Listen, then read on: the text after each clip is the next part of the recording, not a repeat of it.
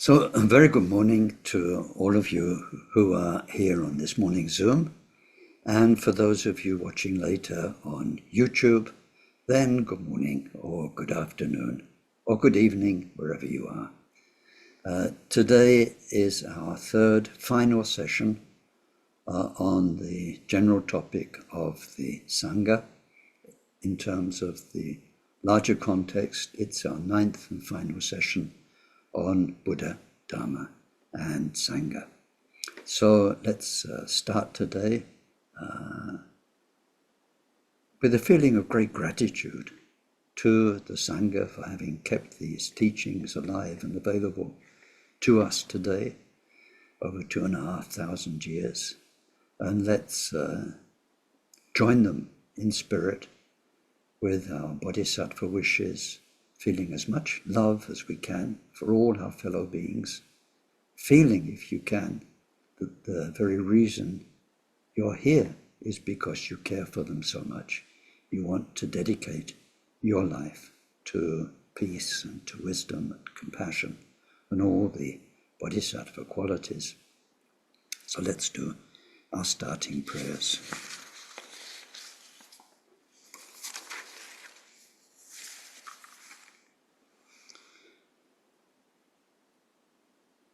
We take refuge in the Buddha, in the Dharma, and in the community of most noble minds.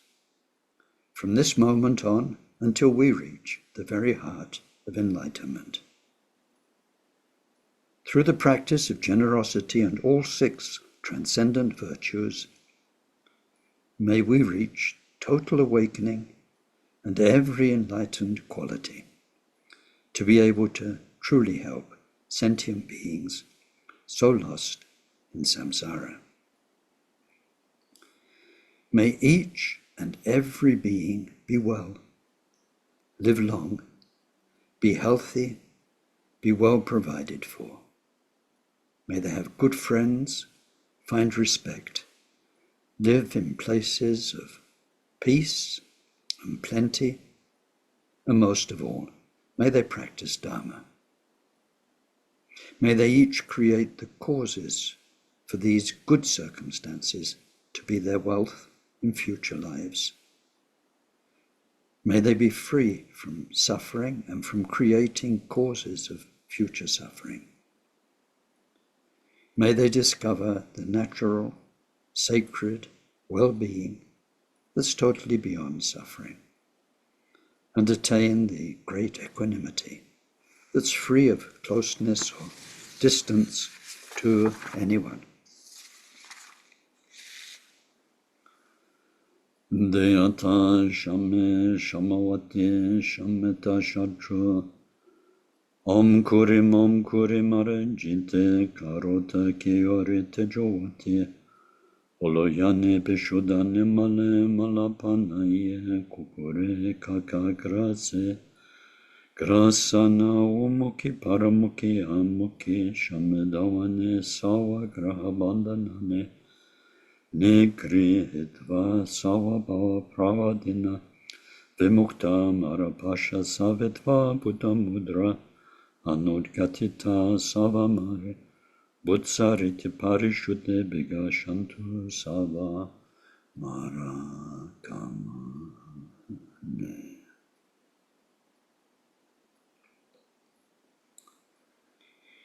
Glorious Guru, source of all blessing, seated above our head on lotus and moon seat, through your immense kindness ever sustain us, that the accomplishments of body, speech, and mind flow from you, and we are one.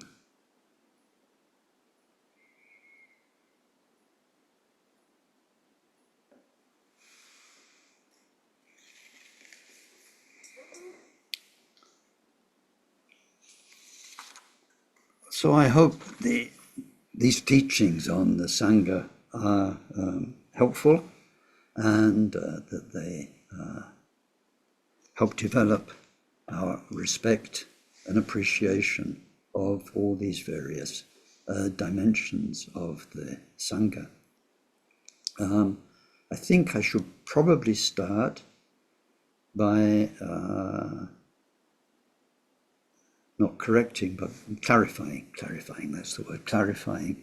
At the very end of the last session, I was rattling off the what are called the 8 great bodhisattvas. And there was one bit of text that was repeated twice. I made a mistake in my notes.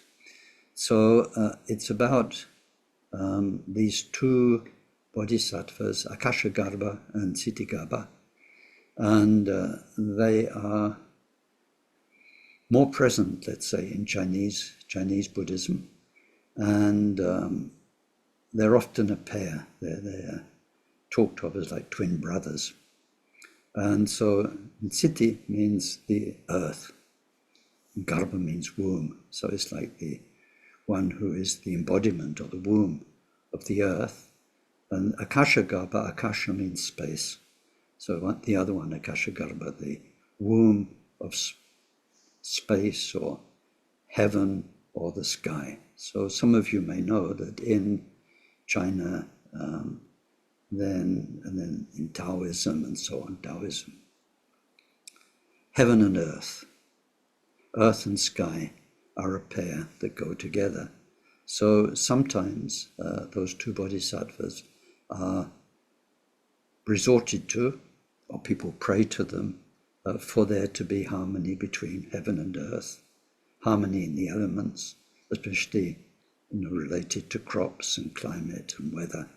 So I repeated the same text twice. Depending where you go, you get different information about them. Ksitigarbha is, what can you say, famous for, he is turned to for helping beings in the hell realms. And I'm sorry to laugh because the hell realms is really serious. But in some aspects of Chinese Buddhism, and that's gone to places like Indonesia, then they have some beliefs which don't really correspond to what we study, at least in Tibetan Buddhism. They believe more or less that when anybody dies, they first go to hell. And so they go to the temples to do prayers for their relatives, for the Sangha and the monks to do prayers to help them while they're in hell. Or if it's not hell, then it's the hungry ghost realm or the spirit realm. And so Ksitigarbha is bodhisattva they turn to protect their relatives. Now, we don't do that in Tibetan Buddhism because there isn't that particular belief, but there is that association. So if you think somebody you know who's died has likely gone to hell, or even not somebody you know, but somebody, one of the big villains in our world, and you're a real bodhisattva and you are moved to great compassion for them, rather than saying good riddance, then you might want to pray to Ksitigarbha to help them. And then Akashagarbha is well known for purification, I suppose is the term.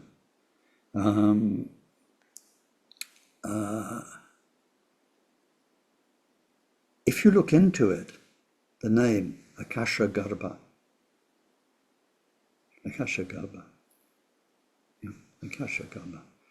then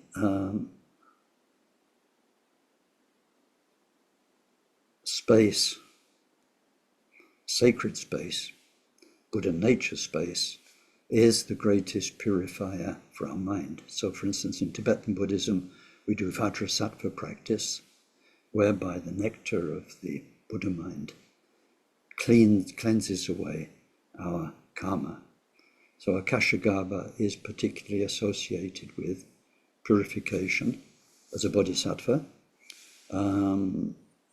Like I say, very much in the Far East, in Tibetan Buddhism, one tends to look more to either Vajrasattva or Medicine Buddha.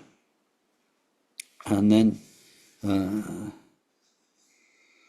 the other one with the amazing name, never I have to read it because I never remember it. Nivarana Vishkambi Bodhisattva.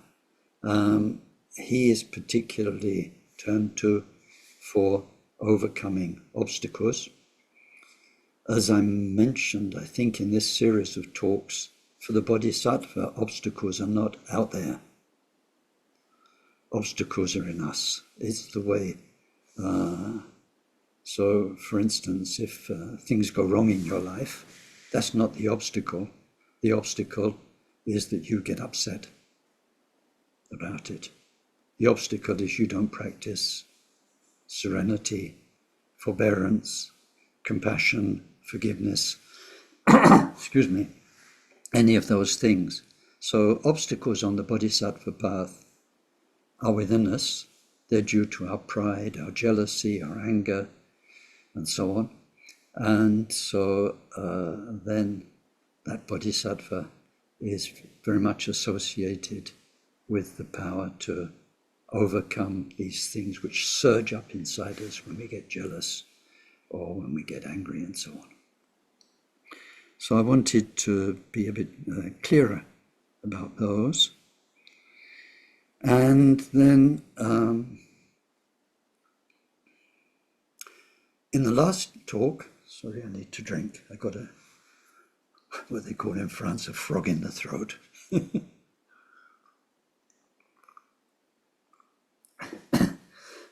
Which doesn't mean I've been eating French people. So anyway.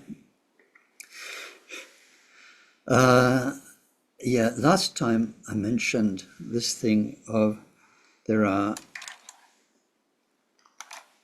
worldly Sangha, human beings, and most of the information I've passed on up to now has been about the worldly Sangha, worldly history of the Sangha, how it developed, those centuries of pure conduct, the centuries of study, and so on. And then some of the main wonderful human beings who gave us the Shastras and who are at the heart of the various Buddhist traditions and schools. But I also mentioned that there is what, I don't know what you call it, celestial Sangha, or a Sangha that most people cannot see, hear, be aware of. They're in Mahayana Buddhism. In many of the Bodhisattva sutras, we find so many different bodhisattvas named. Sometimes you get a bit of information about them. And in one of the earlier courses, I did send out a few of these Mahayana sutras, just so you could get a taste of how that literature reads. It's usually very rich, quite wordy, long lists of, like when the Buddha's teaching, all of the different beings of different realms who are around, including bodhisattvas. And then there are some bodhisattva stories. It gives us a feeling of, how can you say, life in the 10 bodhisattva levels, sort of what goes on there, up there, in there, however we see it. Just a little kind of peek through the curtain. So those bodhisattvas who are not incarnated in a flesh and blood body, they're in a body of light. There are so many of those who form part of the Sangha,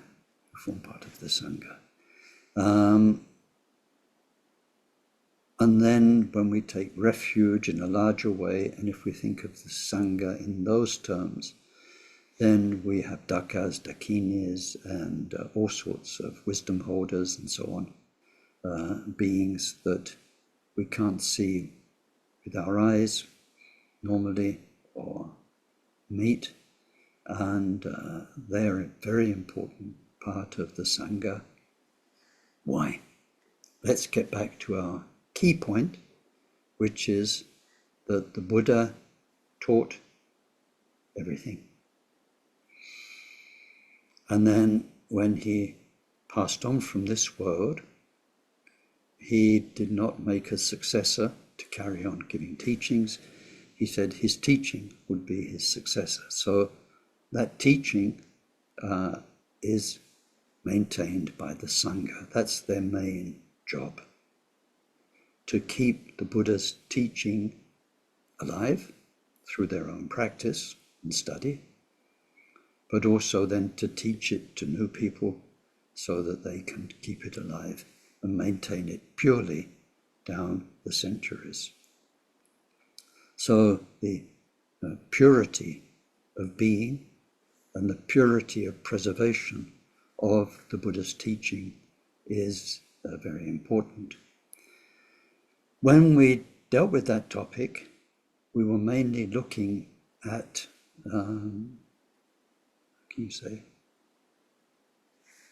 one swathe, one band of teaching from the Buddha, kept alive as an oral tradition, then as a written tradition in our world, from the Buddha's Dharmacharya, his apparently physical body in our world, which nevertheless was witnessed in very different ways by people when he was alive, and was always witnessed with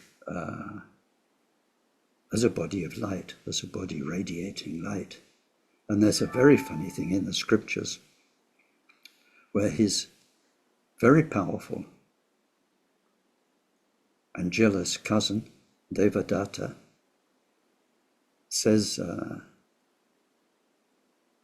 I don't see what people see in him, the Buddha.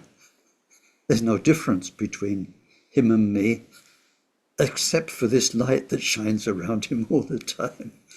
So he's saying, I'm just as good a teacher, I can do just as good a job as him, but nevertheless, even from him, you get this thing of the wonderful body always shining light. So of course, that's extraordinary. But that Buddha's Dharmacharya gave teachings, to humans, or put it the other way around. All that the humans there at the time could get was the Dharmacharya dimension of Buddha.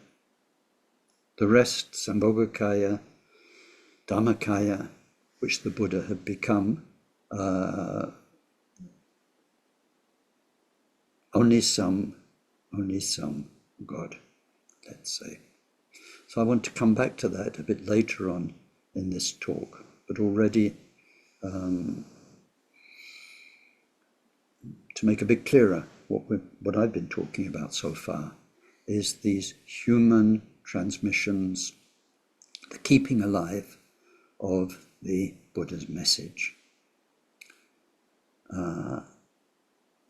So when we look at Sangha, of course we have traditions, schools, great masters, a whole history that we can follow over the centuries. But what we are really looking for within that is the Buddha's message. And what is the Buddha's message? What are we looking for in the Sangha? We are looking for purity. Buddha's message is one of pure and impure. We're looking for what we studied in the Dharma course. I think towards the end, I said there are what are called the 4 seals, the 4 stamps of authenticity of Dharma. And that if something is genuinely a teaching of the Buddha, it should have those stamps of impermanence and no self and suffering.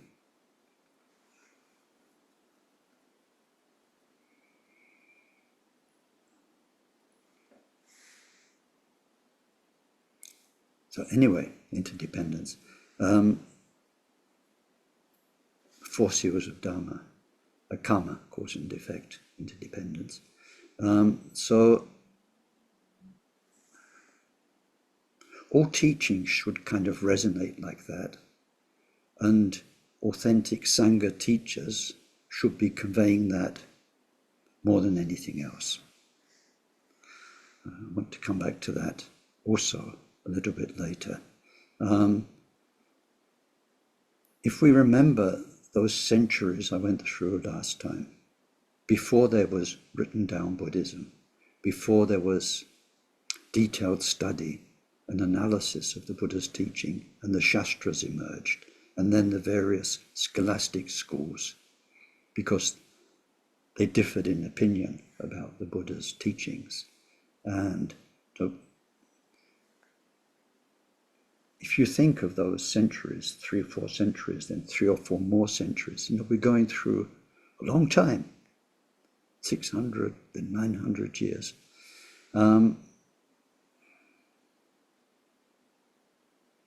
What we're looking for is this basic message of being, which is reminding us of the suffering we're in, reminding us of the work that's not yet finished, reminding us of the misery we cause through our actions that are angry, that are jealous, that are lustful, that are ignorant, that are proud. So the Sangha should embody that message of suffering, of samsara, and the message that there is liberation and how precious this life is as an opportunity to attain that liberation. So precious, so precious. That should be the main thing. Intellect, intellectual study, cleverness is not necessarily a mark of good Sangha. It's wonderful if within the Sangha there are teachers who know so much of the Buddha's teaching and who can quote it and who can have it so well analyzed and teach it wonderfully. If that gift sits on a basis of purity,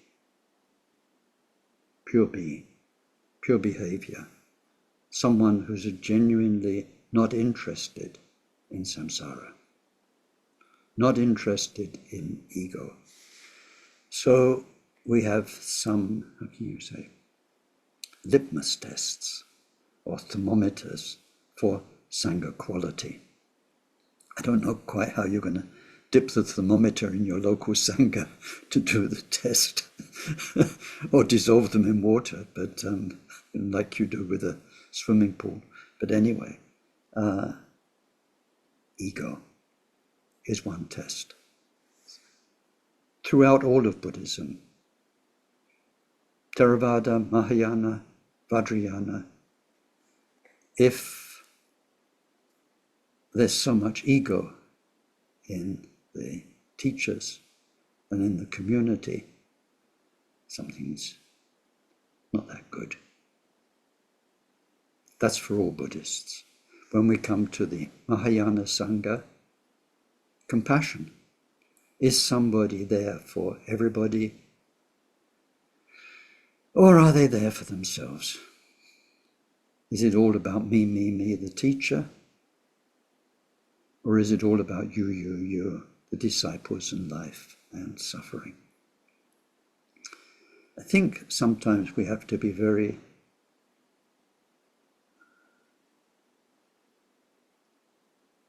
commonsensical. The thing with common sense is it's not that common. It's a strange term. I think we need to have good sense. If common sense were more common, it would be wonderful. But I think we all know the story of the Emperor's New Clothes, that very famous story. And sometimes it's very much like that.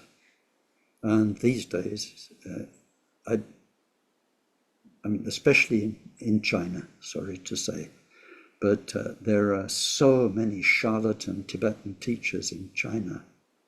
And people fall for it so much.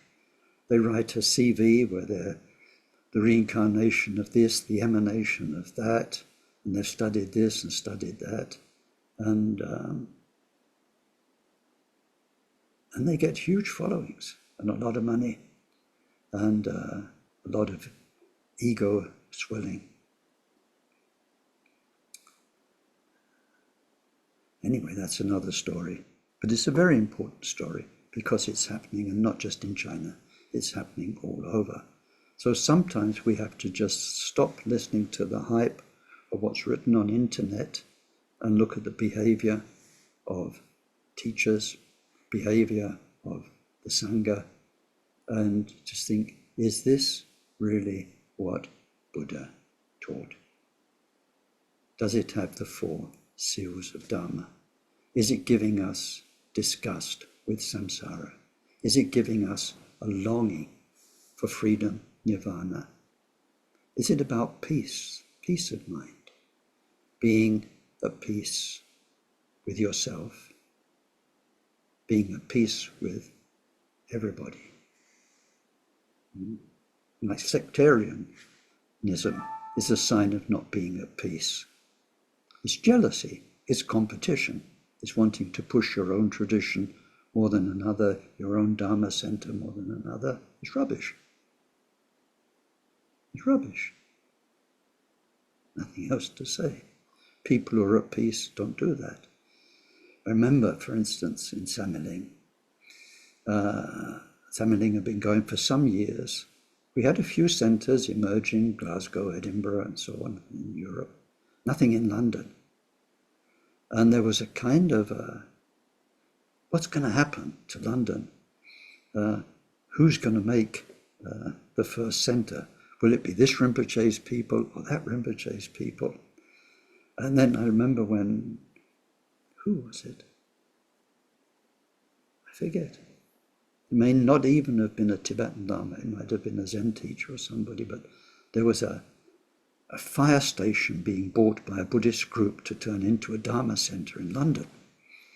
And people came to Akron Rinpoche and said, they're opening, we haven't got a centre and they're opening. And Akron Rinpoche just laughed. He said, that's wonderful. The more Dharma centres for London, the better. People will have more choice. They can find what suits them. So eventually we had a centre in London, but it didn't really matter. More centres, good, if they're authentic Dharma. So anyway, sometimes what I'm trying to say is that the Sangha should be the vehicle of Dharma. It should have the feel of Dharma. It should be living the life of Dharma. It should be passing on the feeling, the message, the whole beauty of Dharma that is inspiring for people. That's one point I thought is very important to make today, and I'll come back to that a little bit later. Now, we looked last time at the 6 ornaments of the world, great teachers of Mahayana. So today I want first to stay with human beings, not this celestial Sangha, but the human beings, and now to look particularly at Tibet, because we don't have time to look at China and the other Buddhist countries. So to look at how Dharma came to Tibet, and that's in your support documents. And there we've got what we call the,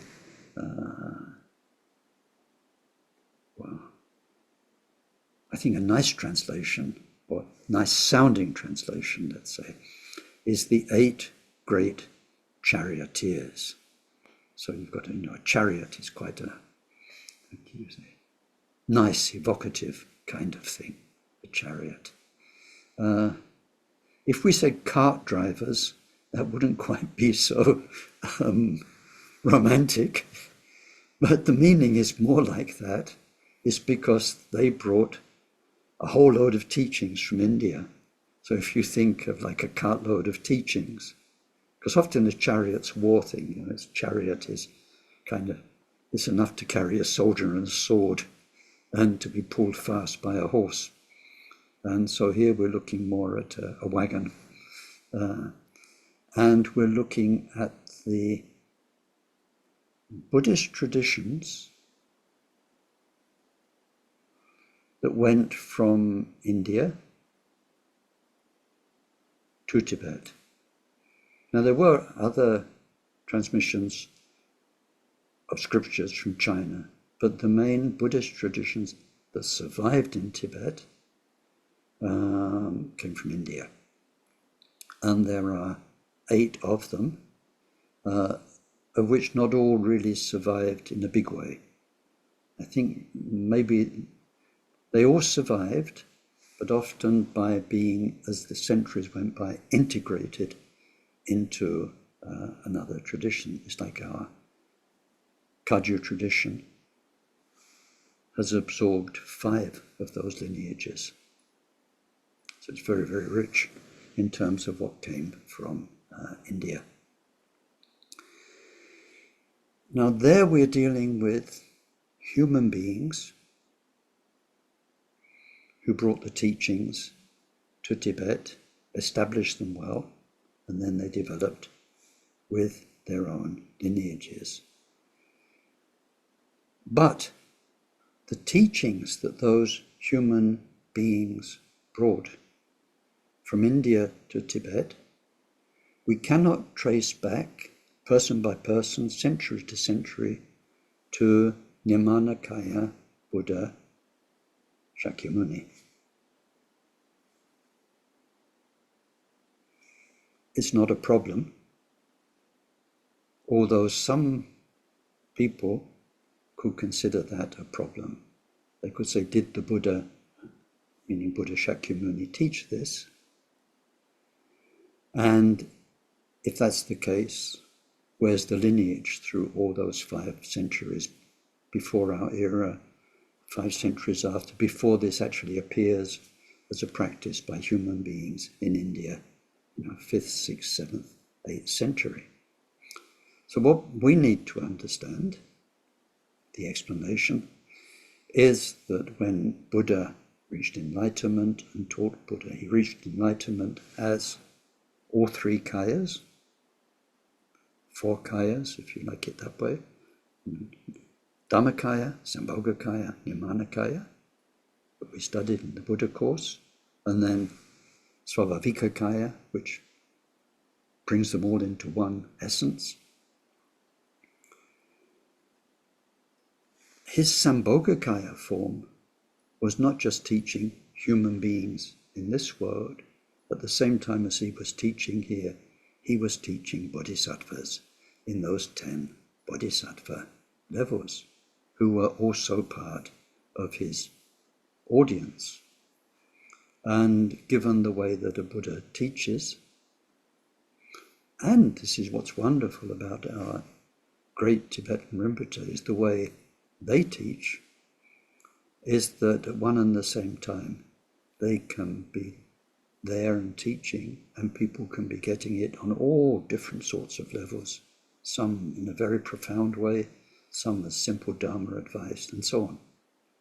Anyway, Buddha was teaching gods, nagas, bodhisattvas, all sorts of beings. At the very same time, he was teaching the human beings. Some of the human beings, through their meditation, had clear minds and were aware of these other beings that are present. So, what's Ken's problem? I mean, I've got lots, but I don't mean that. I mean just now. And here is one thing talking about history and human beings, and that's sort of more or less, as much as we can, verifiable. But now we're talking about beings that most people don't experience. So I wanted to give you something to think about. Ideally, all of these talks will be much more me inviting you to reflect than me just blah, blah, blah, spewing out information. It's so much better when you have to do the thinking and the work and the hard work, because then you get the results. And you can listen to thousands and thousands of wonderful Buddhist teachers giving talks. How much you change depends on how much you really sit down and think about it and really wonder about it and explore those teachings to bring them to life.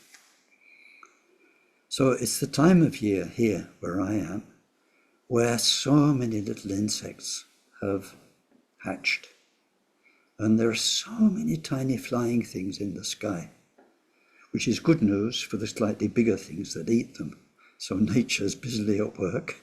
And some of those tiny flying things, they live so short. And I think the most famous one is what they call mayfly. This month of May, we get mayflies. Now, especially the female, sometimes she just lives an hour or a few minutes. Once she's hatched, then immediately mate, lay eggs, and within a couple of hours, your life's over. It's not much of a life. Or maybe it is. I mean, maybe it's nice and simple and fulfilling in its own way. But when I'm walking around out there, I'm thinking, what could that mayfly ever understand about my life? All this stuff that we're doing now. Or just a human being with a house and a garden and all that kind of life, and the kind of lives we have with siblings, brothers and sisters, and family. I mean, they don't have mums and dads, mayflies, and a family life, and grow up with their siblings. They get born, they mate, and lay eggs for the next generation to be born, and mate and lay eggs for the next generation to be born. It's crazy. What could a mayfly know?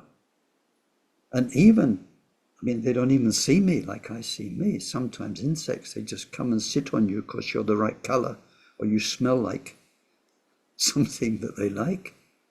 They're not at all scared with this big other being. They can have no idea. And probably most mayflies, most of their life, don't even have an experience of human beings. If we take that as an example, and now we're the mayfly, we're not a mayfly, we're us, right? But there are dimensions of beings that most humans never even get any experience of at all. And if they do, it's a tiny moment. These bodhisattvas in other levels, or spirits in the spirit world, and so on. Nowadays, it's wonderful in tangible physics, the tangible world, how we're aware of the vastness of the physical universe. In the thinking in the last few hundred years, it's just mind-boggling. I think Our galaxy is one of millions of galaxies, which is part of something even bigger. And it's like our solar system. If it was the size of, if it could all fit on the tip of a needle, our whole solar system, just our galaxy. Yeah, our galaxy would have a radius of 13 kilometers. Right? If you think how many pinheads there are in a 13-kilometer radius, how many there could be. And that's just part of a bigger picture. It goes up by billions upon billions of endless worlds, many of which are certainly inhabited. According to the Buddha's teaching, they are inhabited. This planet is supposed to be one of a family of connected planets of about 1 billion. Similarly connected, it's where us beings, us sentient beings, migrate between these billions because of our karma. And that's just one bit of a much bigger picture. So we have some idea now of the vastness of the physical universe, but the vastness of the mental universe. We're like the mayfly. We can only imagine. Our poor imaginations can only imagine based on what we've experienced. This is the way a human mind works. We've only got as references what our eyes have seen, our ears have heard, and so on. If I talk to you all the time, it's evoking words that trigger realities that you've experienced one way or another, reading or in real life. So all of our own experience is mainly this life based. And from time to time, then some of us, and I know some of us here, and some of us in the Buddhist community, certainly some of our teachers in the Buddhist community, then we do experience more. And it's quite incredible. It's very humbling, because we realize just how limited a sphere of reality we move in. Very nice in French, we say évoluer dans. We evolve, we are maneuvering within this limited reality. But for instance, in my life, to talk about not even Dharma spiritual experiences, which can be very subjective, but spirit possession, which I've seen a few times. It's stunning to see somebody you know, all of a sudden being taken over by another mind, and you feel the presence of that mind. Sometimes it's huge and so powerful, and their whole voice changes. Sometimes they speak in foreign languages, and they pass on messages. If you've ever witnessed one of those authentic things, you can have no doubt, especially when you know the person. They could never, people I know who've done that kind of thing, they could never fake it. And I remember two Rinpoches talking about a Tibetan lady I knew who was an academic, very bright actually, with a very strong academic career in Tibet, within the Chinese system. And then one day, one goddess decided to speak through her and put her into trance, and she started giving messages. And so I knew her quite well, actually. We're very, very good friends. She couldn't, and I've seen her in trance, and no way she could have faked that voice. And so on, the whole thing. But I remember Akron Rinpoche talking with Tumo Chuji Rinpoche, who's a very great Lama in Tibet, about her. They're saying, it's amazing, isn't it? There's the other one saying, yeah, how this She's called Turquoise Goddess Yudam, how she manifests through her and gives messages. And then there's a shepherd in Yushu, in Tibet, Yushu, illiterate, and a shepherd, regular type of shepherd, and one spirit related to Lingesa decided to transmit through him. So this guy, once he got singing, was singing metered verses of Lingesa stories for several hours non-stop in ancient Tibetan. I mean, just one or two verses would be incredible if you write poetry, and if you write poetry in ancient Tibetan, and if you're a very, very literate scholar. So they start, recording. Now when it's coming on, they turn on the tape recorders, they listen, they take notes, and so on.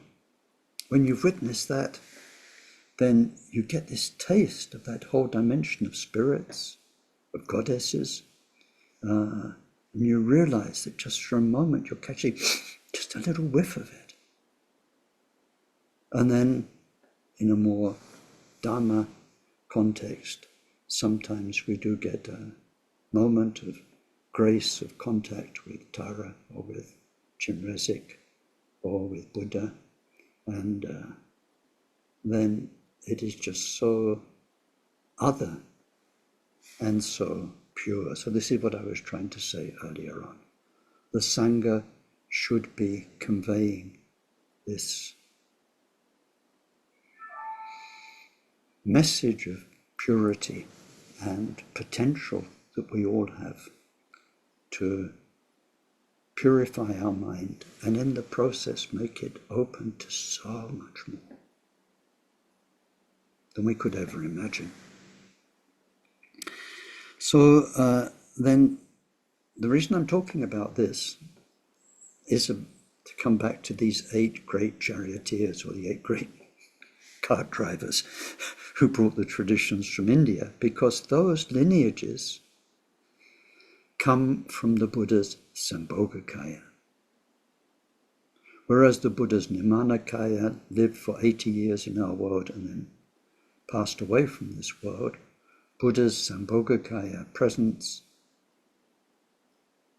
was there ever since his enlightenment. It's here right now, and it will be until Dharma disappears from this world.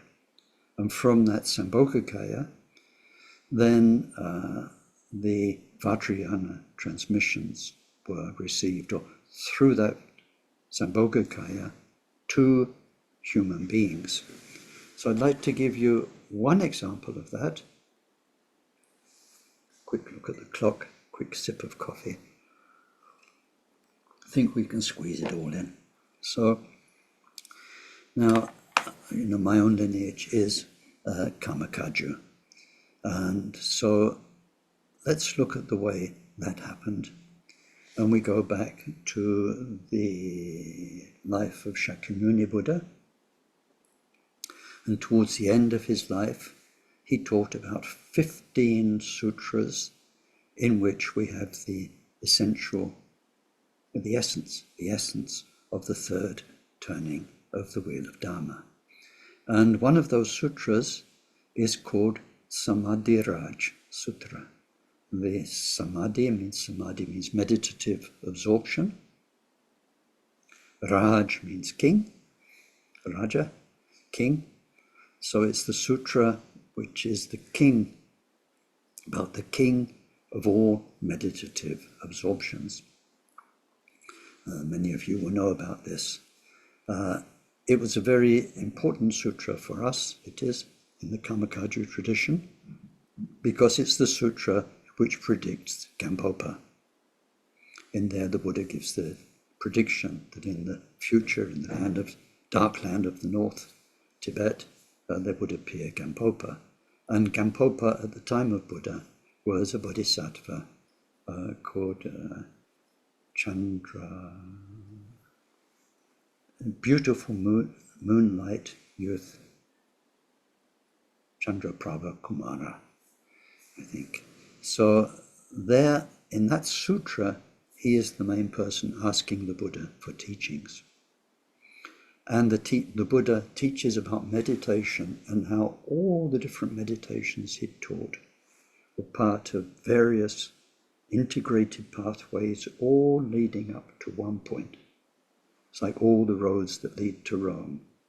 The whole point of all the dhyanas and all of the various meditations for this or for that, or for dealing with these mind poisons or those, all of it is to get to this Vajra Samadhi, this mind where the samadhi or the absorption, if we call it that, is in Buddha mind itself. So it's called Vajra Samadhi or Vajra-like Samadhi, which is there from the first Bodhisattva level onwards, but through the levels it gets bigger and bigger and bigger and clearer and clearer. So, and then it's really at the end of the 10th level that it becomes full and one becomes a Buddha. So Buddha teaching this, but not just teaching it. When Buddha's teaching, it's not blah, blah, blah. It's presence. So it was what we call these days a pointing out. Buddha is sitting there and his mind is Buddha mind with all of the qualities and everything Buddha is beyond time, space and so on. And people are that for the time it lasts. And then in that sutra, Buddha says, later on, as we approach the Dharma ending age, who will keep this essential point, why all of my teachings lead, all of the meditation leads, what it's all about, who will keep this basic truth alive, the truth of what is totally beyond suffering, totally beyond death, totally beyond any kind of relative involvement. Who will keep it alive? And of course, many of the bodhisattvas present volunteer, and we see those as our Kama Kaju Lamas. In particular, Chandraprabha Kumara, the bodhisattva requesting the teachings, he volunteered, and Buddha said, you will manifest in Tibet as a teacher, and it's as a doctor who becomes a great Dharma teacher. So he became Gampopa, but that was 1,500 years later, 1,600 years later. So before that, some of the other bodhisattvas, like Chinrezik, who became the Karmapas, and so on, ones we have now as our main lineage teachers, and we've had over the centuries, then they volunteered to maintain those teachings. Amongst those bodhisattvas were two. One was Sukhanatha, and the other one was Ratnamati. So they were there with Buddha, Shakyamuni, all that time ago when he taught. They're in bodies of light. Their time-space framework is very different from ours. Centuries down here are like a day in their life. It's a different plane, a different time-space reality. So those two who received, held those teachings very easily, because they're bodhisattvas in their levels, probably 10th level. So they are in that state all the time anyway. They were the ones who, about 11, 12 centuries later, gave the teachings to Saraha, who was a human being on earth. Through Saraha's own meditation, in particular, he spent 12 years, it's said, without moving in meditation, total samadhi. He received from them the Samadhi Raj Sutra transmission, nature of mind transmission, Mahamudra transmission, if we call it that. And then from him onwards, so from the time of Saraha onwards, through his disciples, through a couple of lines of his disciples, down to Maitripa and then Mapa, then we have the Mahamudra teaching, which is central to the Kama Kagyu lineage. So there, because I'm talking about Sangha, there we have the Bodhisattva Sangha receiving teachings from the sambhogakaya aspect of the Buddha, and then passing it on to a human being who passes it on to other human beings. So eventually, those transmissions Mapa received from Maitripa, and then in a similar vein, so we can't go into all of them, but other Vajrayana transmissions from the Buddha's Sambhogakaya through great teachers, Mapa also received. Mapa received them from Naropa. Naropa received them from Tilopa. Tilopa had something like 100 gurus. Tilopa had travelled extensively in north, south, east, west of Buddhist India, and he'd gathered transmissions of Vajrayana teachings that came from Buddha's Sambhogakaya through similar process, ending up in human beings, a human lineage.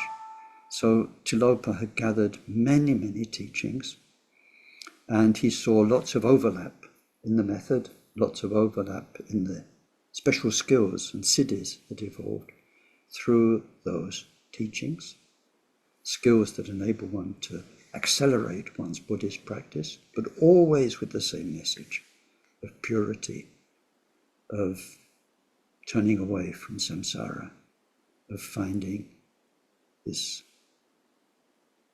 Buddha mind, which is the real truth of everything. So always with the same message, but many methods, powerful methods, dealing with the breath, dealing with the inner subtle body of channels and chakras and so on and so on.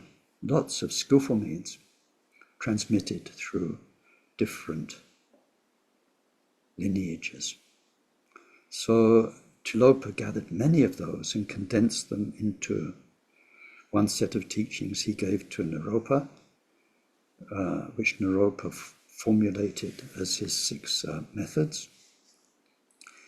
And so Mapa also received those.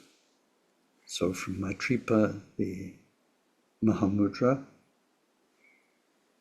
from the Samadhi Raj Sutra, and then from Naropa, so many condensation of so many tantras.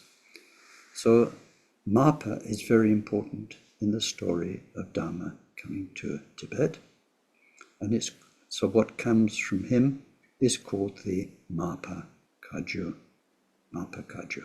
It's one of the 8 great chariots, and Mapa was one of the 8 great chariot drivers, or wagoners, if we use a different translation. That was in the 11th century.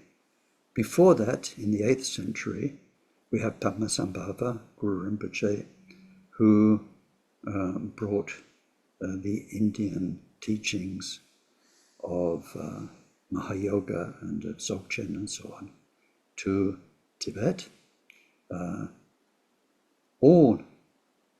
lot of the Dharma in a very big way. So at the time of Padmasambhava in the 8th century, then there was this dream team. Wonderful scholar, Shantarakshita, one of India's very best scholars. Padmasambhava, who was one of India's greatest siddhas, so very powerful guru and siddha. And then a very, very rich Tibetan king, King Tristan Detsen had a whole empire, and he could sponsor things, so they could do things. I mean, for me, when I think of how us translators just did things on the hoof, and we weren't really translators, but there was nobody else and so on, they could do things like finding hundreds of the most intelligent children and then sending them to India to learn Sanskrit, to study language, so they could come back, and there will be hundreds and hundreds. It says 500, but 500 means hundreds. There will be hundreds of specially trained translators to work underneath master translators. And you could build, if you've got royal resources, you can build lots and lots of things, lots of money. So in the 8th century, Padmasambhava brought a lot of Dharma, Buddha's teaching on many levels, to Tibet. The unfortunate thing in Tibet is that within less than a century, the infrastructure of all of that was destroyed. Like in the last century, the Chinese forces came and destroyed the monasteries and the Sangha. Then there was a king in Tibet called Langdama, who was anti-Buddhist, very strongly anti-Buddhist. And when he came to the throne, then he had monasteries emptied, sometimes destroyed, and all of the Buddhist monks who wouldn't convert to the Bonpo religion were sent outside the kingdom. So that was a huge blow to Dharma in Tibet. Once his reign was over, then gradually the monks and the lamas trickled back into Tibet, so Buddhism survived, but it wasn't at all how it was in the Magnificence when it was introduced under King Tristan Detsen. So that was the 8th century, 9th century. So now by the 11th century, there was something wonderful happened. It's almost as though Tibetans and Indians knew that Dharma would disappear from India in the 12th century. There was a huge traffic, Tibetans going to India to get teachings and then bringing Indians to Tibet to give teachings. An amazing intercourse between Tibet and India, which gave rise to the rest of these chariot loads of transmissions. So let's look at them briefly. So far we've had the Nyingmapa tradition. Nying just means old, or first one. Ancient, the ancient tradition in the 8th century, Nyingma. All the others are called Sarma, which means new. Old new. Makes sense, 8th century, 11th century. So Mapa, I told you a tiny bit about. His life story is amazing, and it's published, translated. Please read it. It's a beautiful story. So Mapa was one of those transmissions. And then we have the Sakyapa transmission, and this is in your support document. So let me just go through them in the order you've got them, if you're looking at the document.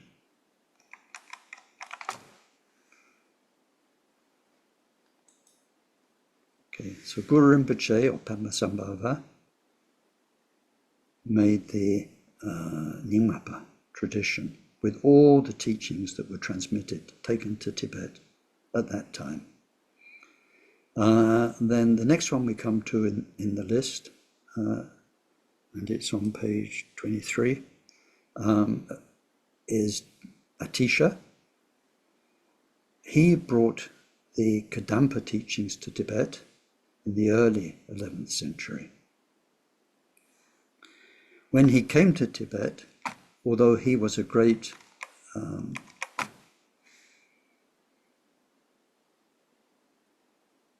tantric master, Vajrayana teacher in India, very, very great master of tantric lineages, when he came to Tibet, he almost exclusively only taught Mahayana Buddhism, the Bodhisattva path, because he found that's what mainly was missing. So his Kadampa, Ka means the Buddha's speech, Dampa means pure. So Kadampa means purity. He was, if we put not such a nice sounding word, but a truthful word, a reformer. Things had gone a bit wrong in Tibet. It's why King Trisondetsen wanted, it's why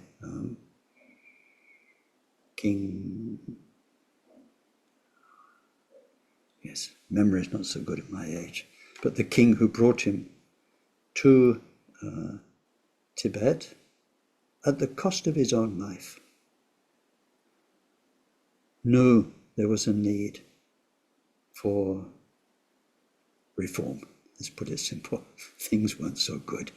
On the monastic side, things weren't so good. On the teaching and practice side, things were a bit mixed up. So don't have time for his story, but it's the story of total sacrifice for Dharma. He was kidnapped on his way to India to get Atisha. He'd sent envoys to get Atisha. Atisha's monastery wouldn't let him go. He thought, I need to go myself. He was kidnapped in Nepal and held to ransom. They wanted his weight of gold, his body weight in gold as a ransom. And in Tibet, they could only raise sort of up to here, not the head's worth. And they brought that to see if they could negotiate. And the Nepali king who was holding him ransom said, nope, I want a lot. And so then that king said, don't worry, I'll just die here in prison. You go ahead, take that gold to India, use it to make offerings and to plead for Atisha to come. So when Atisha heard the story of how much they wanted him and how the king had given his life, then he went to Tibet. And indeed, he saw the need to reform. So anyway, Kadampa means like pure Buddhism. So the Kadampa lineage comes from Atisha, first half of the 11th century. In the second half of the 11th century, there's Mapa, and from him the Mapa Kagyu. Kagyu means the 4 transmissions of mastery. Sometimes you see terrible translations. It says like whispered lineage or something like that. And it means the Ka is the same thing, the Buddha's teaching, and then Ju means but no, that means, sorry, it doesn't mean that. It means kabapshi. Kabapshi means the transmissions of mastery. So Ju means lineage, the lineage of the 4 transmissions of mastery. And those transmissions of mastery are Mahamudra, and then the 6 yogas of Naropa condensed into 3 groups. So what Mapa brought was Mahamudra, and then the father tantras, the mother tantras, and not the little baby tantras, but the non-dual tantras. So, we get tantra in highest yoga tantras in three parts: father tantra, mother tantra, non-dual tantra. So he brought those. Although we have those 3 groups, within those 3 groups are 14 major tantras. So we can trace back the lineage of those, the Sangha of those, through Tilopa's teachers, where we get teachings like dream yoga, illusory body yoga, the Chandali, the Tummo heat yoga, and so on, and various skillful means to help us practice. At the same time as Mapa, there was Chumpo Naljo from central Tibet. Marpa got the teachings from Naropa. Naropa had a consort who was a very great master, mistress, whichever word you use, I don't know what you'd say, but master in her own right, called Niguma. And she had a variant of the famous 6 yogas, so they're called the 6 yogas of Niguma. So through Chumpo Naojo, they came to Tibet, and that became what's called the Shangpa Kaju, which is, how can you say, for me very interesting, because in my lifetime I saw the efforts to prevent it from being completely lost. So the previous Kalu Rinpoche was a holder of that lineage, and he gave the latter part of his life to really passing it on and making sure it survived. He seemed to be more or less the only holder. Now, I think it turns out with time that there were other holders in Tibet, but what we saw with Tibetans in exile was he was the only one who was the full lineage holder of that. So he spent a lot of time passing it on, and now it's a thriving lineage. And the present Kalu Rinpoche is very much strengthening the teachings brought by Chumpo Naojo.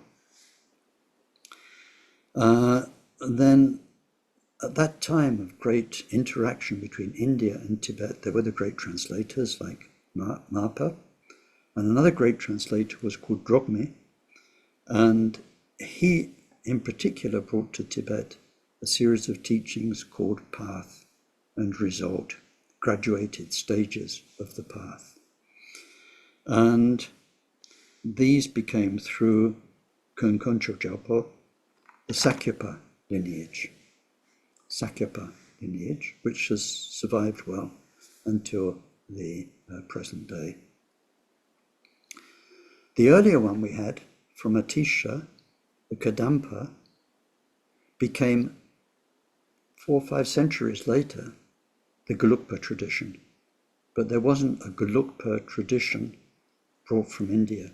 It was the Kadampa tradition that became, many centuries later, the Gelugpa tradition with the Dalai Lamas and so on. So number 6, Dampa Sonje and his disciple Machik, they brought from India a tradition known as making peace. Lovely name. Peacemaking and pacifying. And part of it, not the whole of it, but part of it, and best known these days, are the Chu teachings. Don't know how much you know Tibetan Buddhism, but the yogis who blow the thigh bone trumpets and who bang the big drums and ring the bell, beautiful melodies, and who go out into charnel grounds and graveyards and spooky places to do their practice. And then one of my teachers, Khenpo Sotim Jamtso, he'd spent many years doing that in spooky places. It's one of his specialities.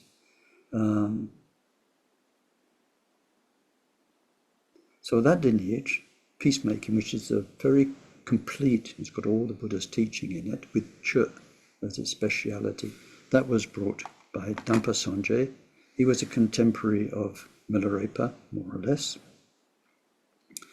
There's the Jonangpa tradition, which brought 2 streams from India. One is called the 6 Unions, and the other is Kala Chakra. And Kala Chakra has been perpetuated in many lineages. Jonangpa got very weak, but now that's come back to life. And then a Mahasiddha called Ujjimpa brought a practice called the 3 Vajras. So if you've got the document in front of you, then we're still on page 24 now, you can see, just as an example, how some of those 8 great transmissions that came from India to Tibet, how they gradually, some of them were taken up in other traditions. So in the chart you can see how the Nyingmapa teachings came into the Kagyu, in particular through the third Karmapa, who was a great Nyingma master as well as a Kagyu master. The Kadampa teachings came in through Gampopa, so they're part of the Kagyu. Of course, the Mapa Kagyu is the Kagyu. The Jonampa teachings were integrated into the Kagyu within the Mahamudra by the Karmapas. The Shangpa Kagyu integrated into the Karma Kagyu. And then the three Vajras teaching, the last one we heard about, also there. So that's a very quick look, still at Sangha, but now at the Vajrayana Sangha as lineage masters who kept these lineages alive through practice, but in particular through empowerment, through scriptural transmission, and through the actual practice. They're the three things that are very important in Vajrayana. So those lineages have remained pure because the essential content, the whole message that's at the heart of it, has been kept alive. It's like a candle, lighting a candle, lighting a candle. And if one of them goes out, finished.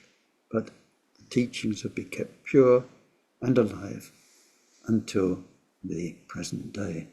So seeing as those are the teachings of Vajrayana, based on the third turning of the wheel of Dharma, then that is something very, very special. It's how the third turning teachings have been kept alive, not just as ideas or the Buddha nature theory and teachings, but as the actual practice of Mahamudra and of Vajrayana, which is how we can realize Buddha mind in this lifetime.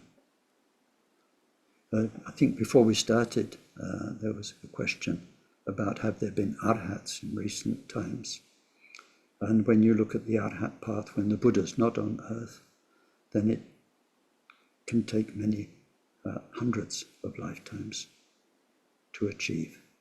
So somewhere out there in space, wherever they are, there have been many people who started their arhat journey, became stream entrants, one-time returner, and so on, who are still on the way to becoming arhats, and who may become arhats in other worlds, or when Maitreya comes. So the Sangha, Bodhisattva Sangha, Vajrayana Sangha, we almost have to finish now, because that's the end, but to come back to a really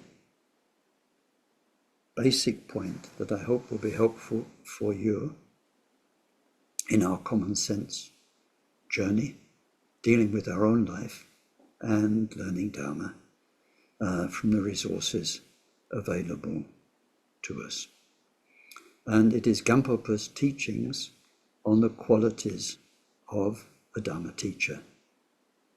You see, the Buddha was not a savior, Buddha was a teacher. This we saw when we studied Buddha. He was a teacher, and so it's the teachings which are the most precious thing for us, because they are what we use. You get the teachings from a teacher. So the teacher is very important. And in Vajrayana, the teacher is incredibly important. They become all of our refuges. But in general, your Buddhist teachers should have the right qualities. Now, this is embarrassing for me because I don't have them. But anyway, I can tell you, I can point you in the right direction. So Gampopa says, and this is obviously important because he doesn't just generally talk about it. He refers to various great scriptures and says we can either look at it as teacher should have these 8 qualities from this scripture, or these 4 qualities from this scripture, or at least these 2 from another scripture. So let's look at the 4 and the 2. And so with the 4,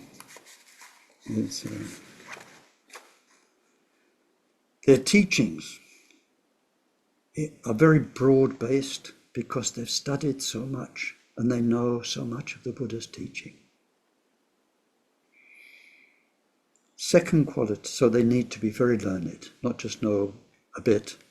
They need to have an overview of what all the Buddha's teachings was about, and to be very learned, at least about many specific teachings, sutras, traditions, transmissions, and so on. Very learned, number 1. Number 2, because they themselves have digested those teachings and applied them through their practice, they are very good at dispelling disciples' doubts through their clarity of answers. Because they have, it's called superb discerning awareness. So they're wonderful question answerers, or when, like in one-to-one interviews, people come and they say, well, what do I do? Then they can get really right to the heart of the matter, very clearly, very straightforwardly.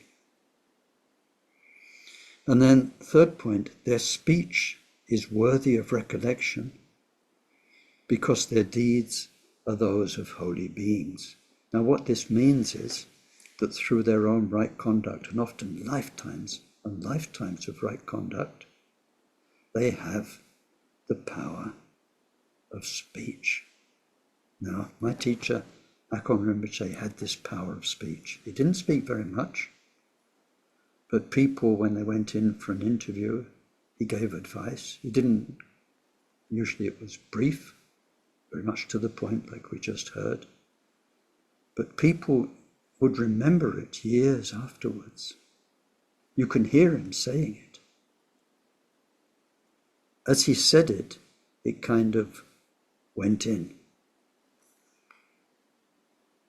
I mean, I'm sure not everyone heard it like I did, but so many people have said it was like that. He had the power of speech through his own lifetimes of wonderful, pure conduct. See, when it's me, I use tens of thousands of words, go on and on and on, and 5 minutes after the Zoom's finished, you've forgotten it all. It's the truth, you know. It's the truth.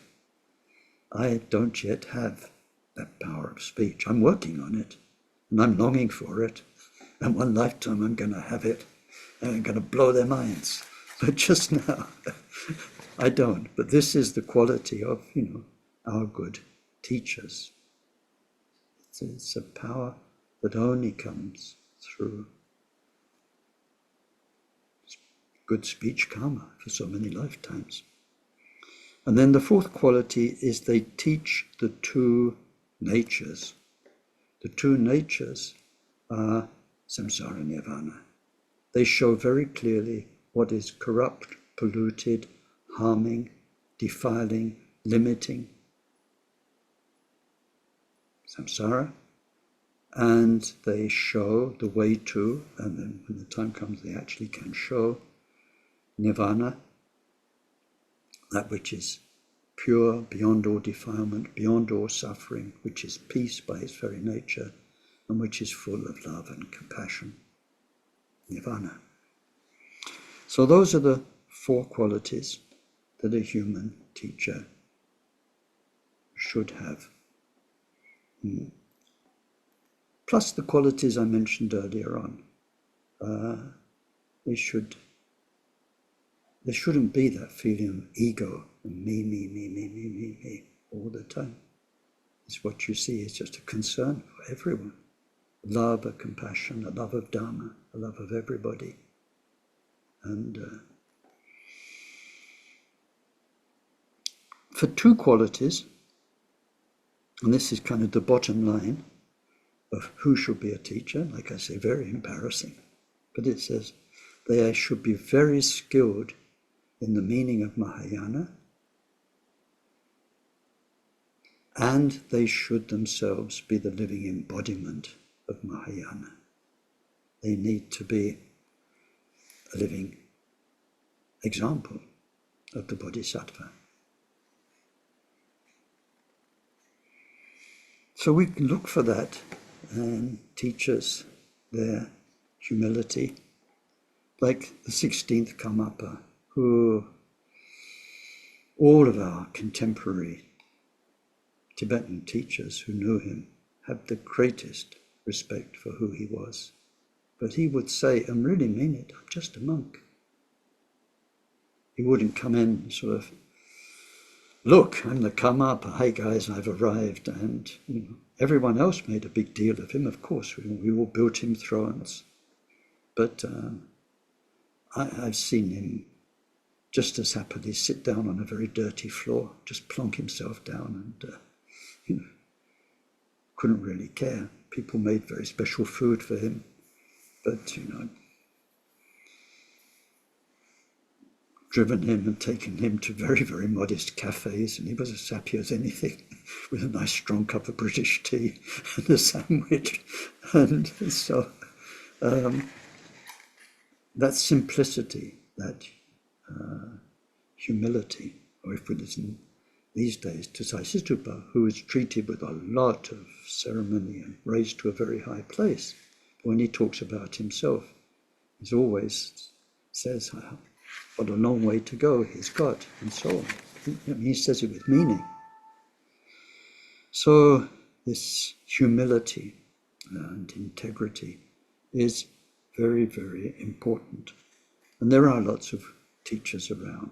So if you've got any doubts about one, then maybe wiser to go somewhere else.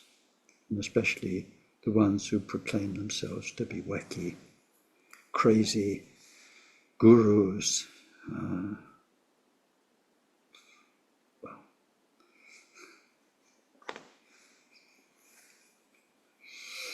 Yep. So there we go. I think that's it.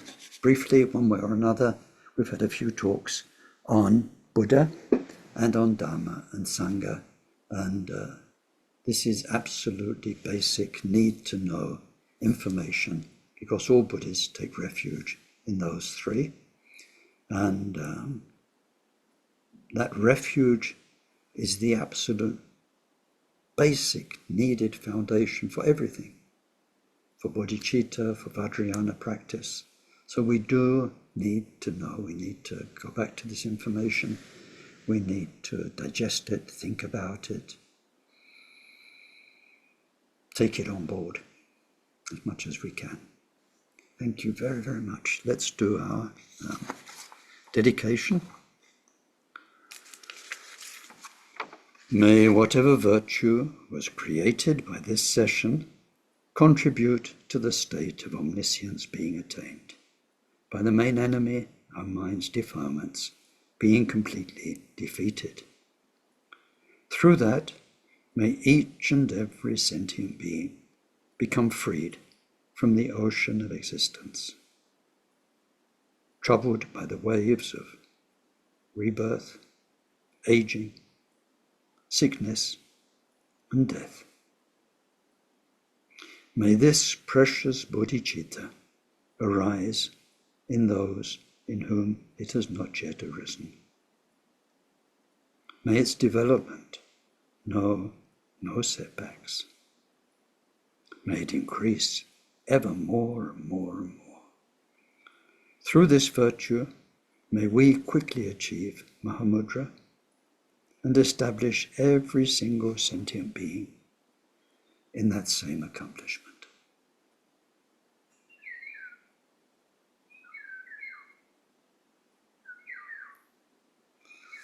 Thank you very, very much. So now we've got a little time for discussion or your contribution or questions. Hi, Ken. I have a quick question. Yes, Jane. Yeah. Could you explain a little bit how Dorje Chan comes into the lineage? Yeah.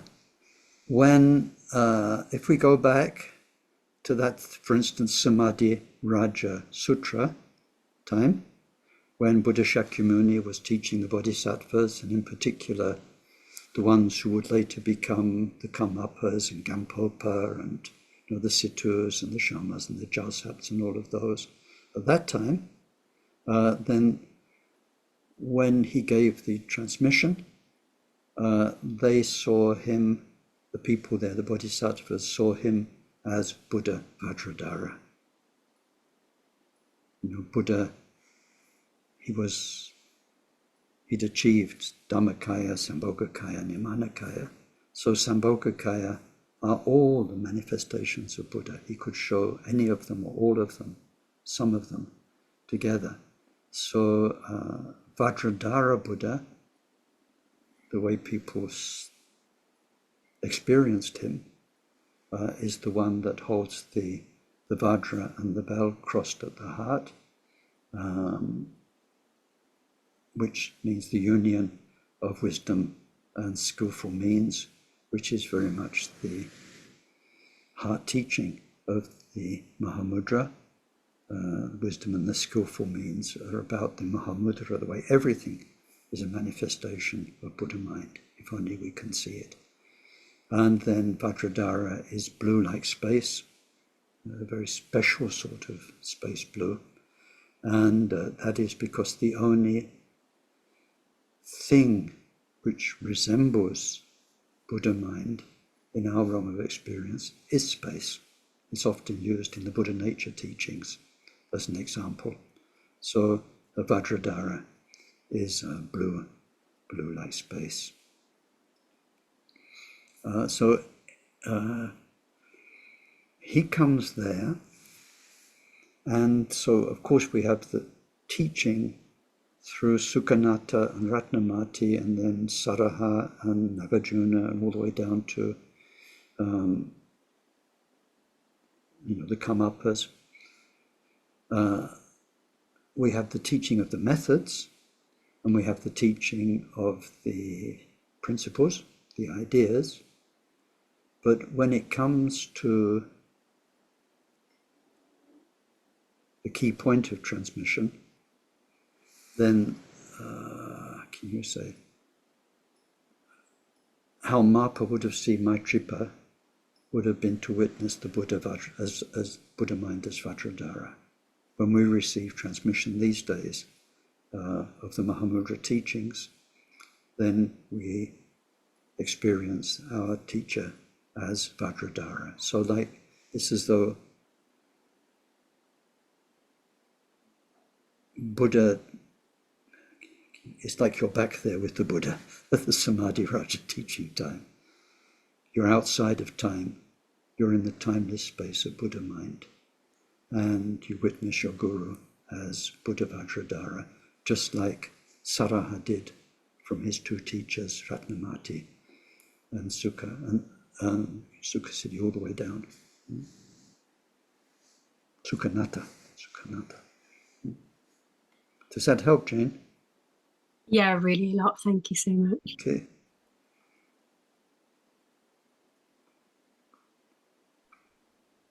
I have a question, Ken. It's Mary's in Japan. Yeah, I'm Mary's. Yeah, hi.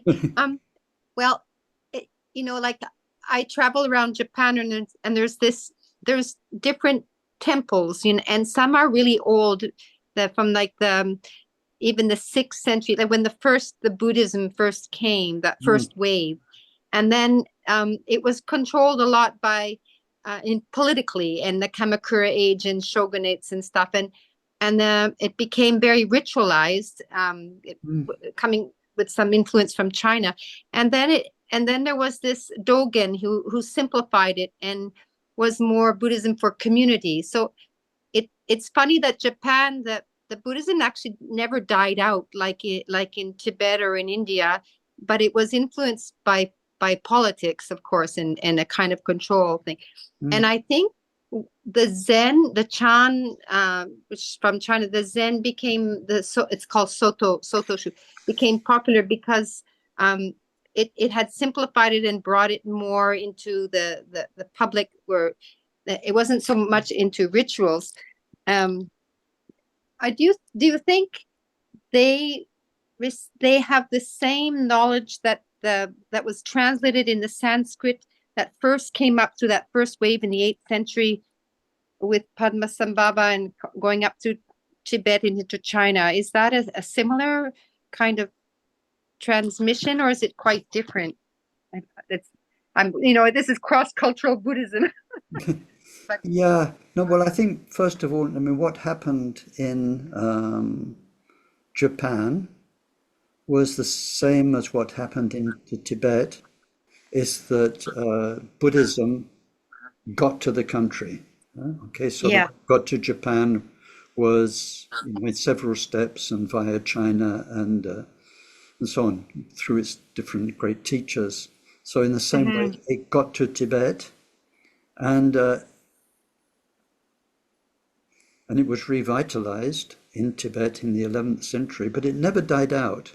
It was Okay. it was struck a strong blow, but the people who went as exiles came back eventually because that king was assassinated. Okay. Oh. Yeah, but Yeah. a lot of damage was done. A lot of damage was done. But then when we look at what came in the 11th century, it wasn't a new form of Buddhism. It was absolutely rooted in in all the basics. So when we look at the Vajrayana lineages that came through those 8 great chariots, the earlier ones and the 7 later ones, all of them are Vajrayana lineages, but they're all absolutely based on the Bodhisattva teachings from the great Bodhisattva masters, Asanga and Nagarjuna. So that goes back to first, second, third, fourth centuries. And Yes. then all the Vajrayana is based on the Bodhisattva teachings, and they're based on the Buddha's basic teachings of, Vinaya and everything. And the Vinaya lineages were transmitted to Tibet, in particular the Mula Savastivadin lineage of ordination and so on. So, yeah, there's the original teachings, and then when you look at Tibetan monasteries, they have all of the sutras that the Buddha taught. Right. Yes. It's very important for them to have all of those. One of the first things the 16th Karmapa did when he was in India, and once he was established, was to reprint all of the Buddha's own teachings and to distribute copies of those to different places, including Samiling. Interesting. It's the inspiration and the will to keep things intact, and the effort and translation in those days. It's incredible, isn't it? The vast libraries. Yeah. And in Thank you. recent times, with the Chinese takeover of Tibet, within Tibet itself, it is amazing how Buddhism did survive. It couldn't survive in a big monastic way because, 1,300 monasteries were destroyed. There are only 13 left intact, I think, in Tibet. Oh my God. So, but the people, like one of my favorite teachers, Khenpo Damcha Dawa, to get the Buddha's teachings, his first teacher, realizing he was a very gifted Lama, said, you should go to, and he gave him a list, I think 11 or 13 teachers who held so many transmissions and were great masters. He said, no matter what it costs, you should go to them. So him and a friend, the hardship they went through, the starvation, the hard practice in order to get that. And now he's one of the main Kagyu Lamas in Tibet. And he's done wonders for Buddhism in Tibet. And it's amazing what was kept alive there. Amazing. Thank you.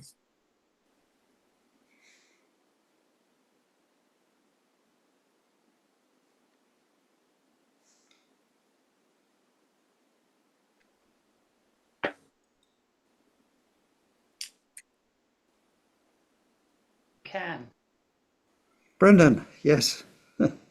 um, I heard at a teaching that Ringu Toku gave years ago that he said that Padmasambhava said he would, I think he used the word reincarnate in the future, even as a charlatan. Uh, so, like, I find it a little bit difficult to feel comfortable with that. Well, I think, it's just my thoughts, but I think what he's trying to say is that even in a charlatan's teaching, you can find the truth that the Buddha wanted to communicate.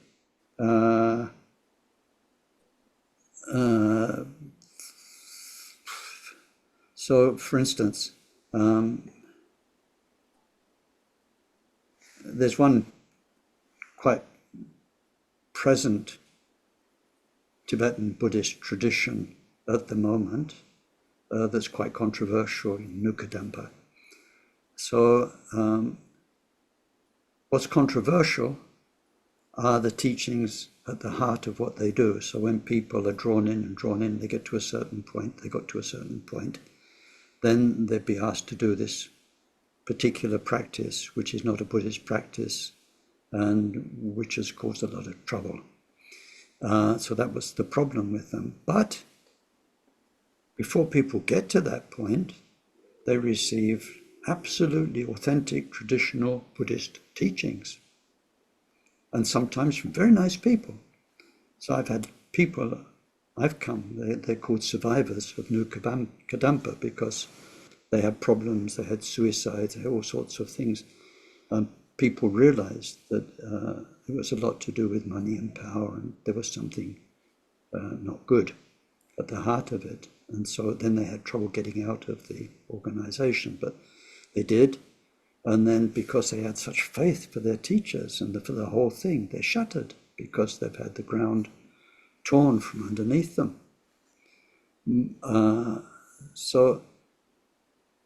But then at their centers, which are many of them, then people go, they meet nice people, and lots of them, they're really nice, committed people, and they pass on the Buddha's teaching, the Bodhisattva teaching, Chinrezig practice, things like this. So I think myself, and it's just my thoughts, that what Ringu Tulku was trying to say is a specific part of what is the more general teaching on Guru Rinpoche anyway. The basic idea is when you get to a certain point, you can learn from anything and everything, no matter what it is. You can learn from the worst as well as from the best. You can learn from the flowers as well as fly shit. You can learn from anything. And so when you're in that state of mind, it's like your guru is talking to you all the time through each moment of your experience. And so then maybe he meant that through people's own karma, where they've got the karma to meet up with charlatans, nevertheless, there could be a thread of hope where Guru Rinpoche could, how can you say, manifest through the charlatan moment of time and sow a seed that would help people find the real truth later on. Things like that, I think, could be a way of interpreting it. I don't know if that helps. Yeah, very good, yeah. Thank you. Yeah.